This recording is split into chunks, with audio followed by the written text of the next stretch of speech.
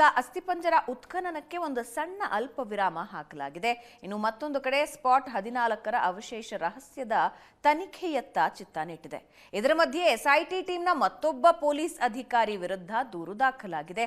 ಹಾಗಾದ್ರೆ ಧರ್ಮಸ್ಥಳದ ಅಸ್ಥಿಪಂಜರ ಶೋಧನಾ ಕಾರ್ಯದಲ್ಲಿ ಏನೇನಾಗ್ತಾ ಇದೆ, ನಿನ್ನೆಯ ಬೆಳವಣಿಗೆ ಏನಾಗಿತ್ತು, ಎಸ್ಐಟಿ ನಿರ್ಧಾರಗಳೇನಾಗಿದೆ ಅನ್ನೋದ್ರ ಬಗ್ಗೆ ಒಂದು ವರದಿ ಇದೆ, ನೋಡ್ಕೊಂಡ್ ಬನ್ನಿ.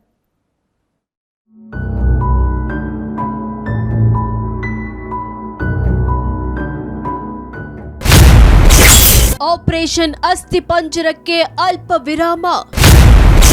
ಪಾಯಿಂಟ್ 13ರಲ್ಲಿ ಜಿಪಿಆರ್ ಬಳಸಲು ಎಸ್ಐಟಿ ಚಿಂತನೆ. ಆಪರೇಷನ್ ಅಸ್ಥಿಪಂಜರಕ್ಕೆ ಎಸ್ಐಟಿ ಅಲ್ಪ ವಿರಾಮ ಕೊಡಲು ನಿರ್ಧರಿಸಿದ್ದಾರೆ. ಸ್ಪಾಟ್ 13ರಲ್ಲಿ 16 ಅಡಿ ಮಣ್ಣು ತುಂಬಿ ಸಮತಟ್ಟು ಮಾಡಿದ್ರಿಂದ ಜಿಪಿಆರ್ ಬಳಕೆಗೆ ಎಸ್ಐಟಿ ನಿರ್ಧರಿಸಿದ್ದೇ ಇದಕ್ಕೆ ಕಾರಣ. ಸ್ಪಾಟ್ ನಂಬರ್ 13ರಲ್ಲಿ ಜಿಪಿಆರ್ ಬಳಸಿ ಶವಶೋಧಕ್ಕೆ ಇಳಿಯಲಾಗುತ್ತೆ. ಇದರಿಂದ ಇಂದು ಸ್ಲಾಟ್ ನಂಬರ್ 13 ಉತ್ಖನನ ಬಹುತೇಕ ಅನುಮಾನ. ಸ್ಪಾಟ್ 14ರ ಅವಶೇಷ ರಹಸ್ಯದ ತನಿಖೆಗಿಳಿದ ಎಸ್ಐಟಿ.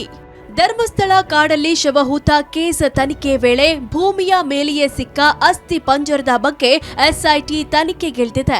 ಅನಾಮಿಕನ ಅಚ್ಚರಿ ಸ್ಪಾಟ್ ಹುಡುಕಾಟದ ವೇಳೆ ಪುರುಷನ ಅಸ್ಥಿ ಪಂಜರ ಪತ್ತೆಯಾಗಿತ್ತು. ಹೀಗಾಗಿ ಅಚ್ಚರಿ ಸ್ಪಾಟ್ನ 14ನೇ ನಂಬರ್ನಿಂದ ಗುರುತಿಸಲಾಗಿದೆ.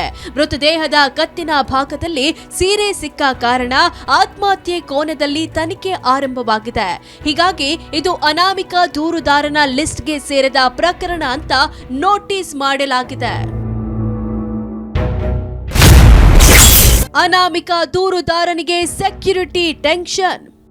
ಧರ್ಮಸ್ಥಳ ಸಂಘರ್ಷದ ಬೆನ್ನಲ್ಲೇ ಅನಾಮಿಕ ದೂರುದಾರನಿಗೆ ಸೆಕ್ಯೂರಿಟಿ ಟೆನ್ಷನ್ ಶುರುವಾಗಿದ್ದು, ಅನಾಮಿಕ ದೂರುದಾರನಿಗೆ ಮತ್ತಷ್ಟು ಭದ್ರತೆ ಒದಗಿಸಲು ಎಸ್ಐಟಿ ಸಿದ್ಧತೆ ನಡೆಸಿದೆ. ತನಿಖೆಯ ಫಲಿತಾಂಶ ಏನೇ ಬಂದರೂ ಕಾನೂನು ಸುವ್ಯವಸ್ಥೆಯ ಮೇಲಿನ ಪರಿಣಾಮ ಬೀರಲಿದೆ ಅಂತ ಗುಪ್ತಚರ ಇಲಾಖೆ ತಿಳಿಸಿತ್ತಂತೆ. ಆದ್ರಿಂದ ಮೀಸಲು ಪಡೆ ಸೇರಿದಂತೆ ಹೆಚ್ಚುವರಿ ಪೊಲೀಸರ ನಿಯೋಜನೆ ಕುರಿತು ಪರಿಶೀಲನೆ ನಡೆಸಲಾಗಿದೆ. ದೂರುದಾರನ ಕಾಂಟ್ಯಾಕ್ಟ್ ಟ್ರೇಸ್ ಮಾಡ್ತಾ ಎಸ್ಐಟಿ. ಧರ್ಮಸ್ಥಳ ಕೇಸ್ನಲ್ಲಿ ಅನಾಮಿಕ ದೂರುದಾರನ ಕಾಂಟ್ಯಾಕ್ಟ್ ಟ್ರೇಸ್ ಮಾಡುವಲ್ಲಿ ಎಸ್ಐಟಿ ಯಶಸ್ವಿಯಾಗಿತ್ತಂತೆ. 1995ರಿಂದ 2014ರವರೆಗೆ ಅನಾಮಿಕನ ಪರಿಚಯವಿದ್ದವರ ಲಿಸ್ಟ್ ರೆಡಿ ಮಾಡಲಾಗಿದೆ. ನೇತ್ರಾವತಿ ಸ್ನಾನಘಟ್ಟ ದೇವಸ್ಥಾನ ಸಿಬ್ಬಂದಿ ಹಾಗೂ ಗ್ರಾಮಸ್ಥರ ಲಿಸ್ಟ್ ಸಿದ್ಧವಾಗಿದೆ. ಈಗಾಗಲೇ ಕೆಲವರನ್ನ ಎಸ್ಐಟಿ ಕಚೇರಿಗೆ ಕರೆಸಿ ವಿಚಾರಿಸಲಾಗಿದ್ದಂತೆ. ಧರ್ಮಸ್ಥಳ ಸ್ನಾನಘಟ್ಟದಲ್ಲಿ ಅನಾಮಿಕನ ಕೆಲಸ ಹಾಗೂ ವ್ಯಕ್ತಿತ್ವದ ಬಗ್ಗೆ ಮಾಹಿತಿ ಸಂಗ್ರಹಿಸಲಾಗಿದೆ. ಅನಾಮಿಕ ಶವಗಳನ್ನ ಹೂತಿದ್ದ ಕಾಲದಲ್ಲಿ ಕರ್ತವ್ಯದಲ್ಲಿದ್ದ ಪೊಲೀಸ್ ಸಿಬ್ಬಂದಿಯಿಂದಲೂ ಮಾಹಿತಿ ಸಂಗ್ರಹಿಸಲಾಗಿದೆ. ಎಸ್ಐಟಿ ಟೀಮ್ನ ಮತ್ತೊಬ್ಬ ಪೊಲೀಸ್ ಅಧಿಕಾರಿ ವಿರುದ್ಧ ದೂರು. ಧರ್ಮಸ್ಥಳದಲ್ಲಿ ನೂರಾರು ಶವಗಳನ್ನ ಹೂತಿಟ್ಟ ಪ್ರಕರಣ ಭೇದಿಸುತ್ತಿರುವ ಎಸ್ಐಟಿ ಟೀಮ್ನಲ್ಲಿದ್ದ ಮತ್ತೊಬ್ಬ ಪೊಲೀಸ್ ಅಧಿಕಾರಿ ವಿರುದ್ಧ ದೂರು ದಾಖಲಾಗಿದೆ. ಐಪಿಎಸ್ ಅಧಿಕಾರಿ ಜಿತೇಂದ್ರ ಕುಮಾರ್ ವಿರುದ್ಧ ಮೈಸೂರಿನ ವಕೀಲ ಪಾಂಡು ಪೂಜಾರಿ ಸರ್ಕಾರಕ್ಕೆ ಪತ್ರ ಬರೆದಿದ್ದಾರೆ.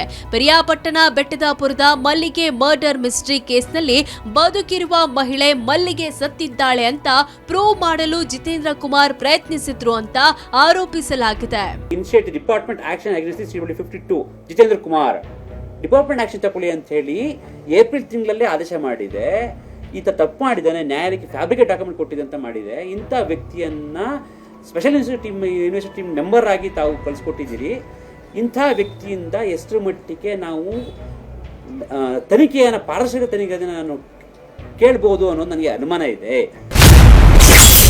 ಮಹೇಶ್ ಶೆಟ್ಟಿ ಗಿರೀಶ್ ಮೆಟ್ಟಣ್ಣವರ್ ವಿರುದ್ಧ ಮತ್ತೊಂದು ಎಫ್ಐಆರ್.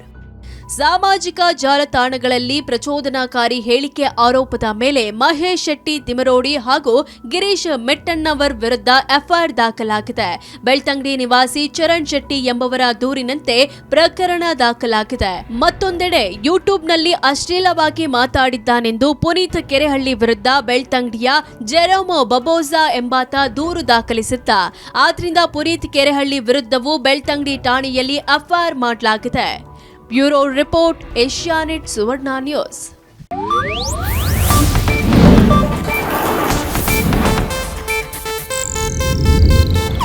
ಇದು ಏಷ್ಯಾನೆಟ್ ನ್ಯೂಸ್ ನೆಟ್ವರ್ಕ್ ಪ್ರಸ್ತುತಿ.